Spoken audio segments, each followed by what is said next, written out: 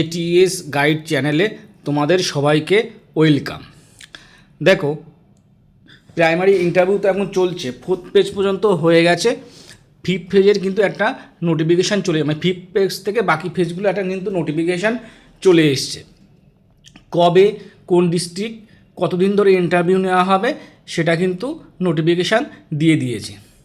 তো সেটা আমি তোমাদেরকে দেখাবো। তার আগে বলে রাখি, যারা প্রাইমারি ইন্টারভিউ দেবে বলে এখনও আছো বা যাদের এখনও ইন্টারভিউটা হয়নি, তাদের জন্য বলে রাখি যে এখানে কিন্তু আমি পেডাগোগির বা মানে প্রাইমারি ইন্টারভিউ রিলেটেড কিছু ভিডিও কিন্তু আমি এখানে দিয়েছি। তারপরে ম্যাথের ওপরে কেমন ধরনের কোশ্চেন আসতে পারে বা ম্যাথের ওপরে যারা ডেমো দেবে বলে ঠিক করে আছো তারা কিন্তু দেখতে পারো, এখানে ম্যাথের ওপরে অনেকগুলো ডেমো আমি দিয়ে রেখেছি। আরও 2-4 দিনের মধ্যে কিছু ডেমো আমি দিয়ে দেবো। তো ম্যাথের ওপরে যারা ডেমো দেবে বলে ঠিক করে রেখেছো বা ম্যাথের ওপরে কী কী কোশ্চেন আসছে সেগুলোর কীভাবে অ্যান্সার করবে সব ভিডিও কিন্তু আমি এখানে আপলোড করে দিয়েছি। ঠিক আছে, তো তোমরা দেখতে পারো যারা ইন্টারভিউ দিচ্ছ। আরও একটা কথা বলে রাখি, যারা ইন্টারভিউ দিচ্ছ বা এর মধ্যে ইন্টারভিউ দিয়ে কিছু ক্যান্ডিডেট কিন্তু পেয়েও যাবে প্রাইমারি চাকরি, কিন্তু সবাই যারা পাবে না তারা সবাই কিন্তু পরবর্তী প্রাইমারি টেট বা আপার প্রাইমারি টেটের জন্য কিন্তু প্রিপারেশান নেবে। তো যারা এই টেটের জন্য প্রিপারেশান নিতে চাও তারা আমার চ্যানেলটা অবশ্যই সাবস্ক্রাইব করে রাখবে, কারণ আমি এখানে কিন্তু প্রতিনিয়ত টেট প্রিপারেশানের জন্য pedagogy, science, math, subject wise pedagogy এসব ক্লাসগুলো আমরা এখানে করাই। সায়েন্সের ক্লাসটা দেখবে এক ম্যাডাম করাচ্ছেন এখানে, আর বাকি ক্লাসগুলো আমি এখানে করিয়ে দিই। তো তোমাদের টেট প্রিপারেশানের জন্য কিন্তু এই প্ল্যাটফর্মটা বেস্ট প্ল্যাটফর্ম হবে। তো যারা নতুন তারা অবশ্যই সাবস্ক্রাইব করে রেখো। তো চলো দেখা যাক যে প্রাইমারির যে নোটিফিকেশানটা দিয়েছে কোন ডিস্ট্রিক্টে কবে কোন ফেজে ইন্টারভিউ হবে। প্রথমে দেখো 5th ফেজ কী বলছে, নদিয়া ডিস্ট্রিক্ট 10 থেকে 13 তারিখ পর্যন্ত হচ্ছে একটানা। তারপরে 18 মার্চে হবে আবার, আর 19 মার্চে হবে। এই কটা ডেটে মোটামুটি 5th ফেজ নদিয়া ডিস্ট্রিক্টে ইন্টারভিউ হবে। এরপর আসছে 6th ফেজ বা 6 নম্বর ফেজটা, এতে হবে পুরুলিয়াতে হবে 23 থেকে 25 তারিখ পর্যন্ত হচ্ছে ইন্টারভিউ একটানা। তারপরেও গিয়ে হবে 27 তারিখ আর 30 তারিখ। এটা গেল মার্চের শিডিউল। তারপরে 7th ফেজে আসছে বাঁকুড়া 6 এপ্রিল থেকে 10 এপ্রিল পর্যন্ত কিন্তু একটানা ইন্টারভিউ হচ্ছে। তারপরে গিয়ে 16 তারিখ আর 17 তারিখ এবং 24 তারিখে এই বাঁকুড়া জেলার ইন্টারভিউগুলো 7th ফেজে কিন্তু কমপ্লিট করা হবে। এবার আসছে 8 নম্বর ফেজ। এটা কোন ডিস্ট্রিক্ট হবে দেখো, আলিপুরদুয়ার এবং দক্ষিণ দিনাজপুর। এখানে কত তারিখে হবে, 27 এপ্রিল আজ থেকে 30 এপ্রিল পর্যন্ত এই ইন্টারভিউটা নেওয়া হবে 8th ফেজে আলিপুরদুয়ার আর দক্ষিণ দিনাজপুরে। 9th ফেজে যারা যে ডিস্ট্রিক্টে আছো তারা কিন্তু দেখে নিতে পারো এটা ভালো করে কবেকার ইন্টারভিউ হবে। আর ইন্টারভিউতে যেতে গেলে কী কী ডকুমেন্টস নিতে হবে সেটাও কিন্তু এখানে নিচে লেখা আছে, আমি তোমাদেরকে দেখিয়ে দেবো। 9th ফেজে কোন ডিস্ট্রিক্ট হচ্ছে দেখো, মালদা, পশ্চিম বর্ধমান। কবে হবে, 5 তারিখ থেকে 8 তারিখ একটানা হচ্ছে। তারপরে গিয়ে 12, এটা দেখো মেতে চলে আসলো, 5th মে থেকে 8 মে পর্যন্ত। আর 12 তারিখ থেকে আবার 15 তারিখ পর্যন্ত এই ডেটগুলোতে এই 9th ফেজের ইন্টারভিউটা হবে। তারপরে আসে 10th ফেজ, এটা হবে বীরভূম জেলা।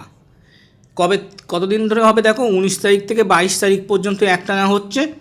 তারপরে গিয়ে 28 মে আর 29 মে, মোটামুটি মেতে গিয়ে কিন্তু এটা শেষ হচ্ছে। মোটামুটি দেখো এক হিসেবে মের মধ্যে ভোটও হয়ে যাওয়ার কথা, ভোট চলাকালীন কিন্তু ইন্টারভিউ হবে, কারণ ভোটের এটা কোনো বাধা হবে না, এটা একটা অনগোয়িং প্রসেস। তো ভোটের রায় ভোটের দিন ঘোষণা হয়ে গেলেও তাতে এর কোনো এফেক্ট পড়বে না। তো এনে কোনো সমস্যা নেই, ভোটের মধ্যেও চলছে, হয়তো ভোটের পরে ইন্টারভিউ লিস্ট প্রকাশ করে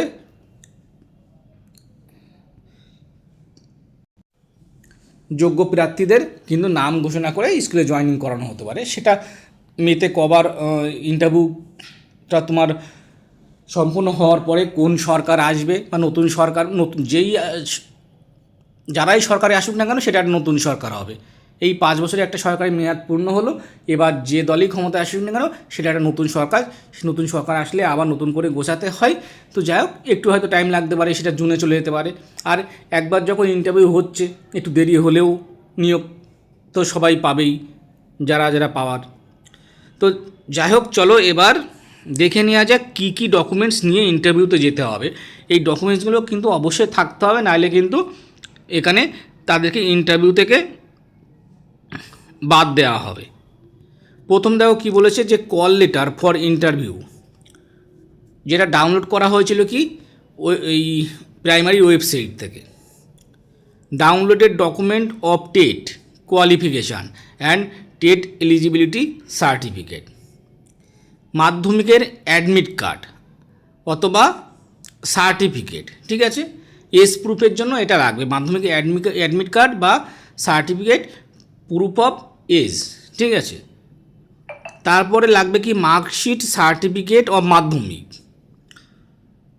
of its equivalent examination issued by the respective board of council, marksheet and certificate of higher secondary, registration certificate, marksheet and certificate of 2 year DElEd অথবা ডিএড, মানে ডিএলএড বা ডিএড যারা করেছো তাদের রেজিস্ট্রেশন সার্টিফিকেটটা লাগবে, ভালো করে দেখে নাও। মার্কশিটটা লাগবে অ্যান্ড সার্টিফিকেট অফ ডিএলএডের যে কোর্সটা আছে বা ডিএড কোর্সটা সেটা লাগবে।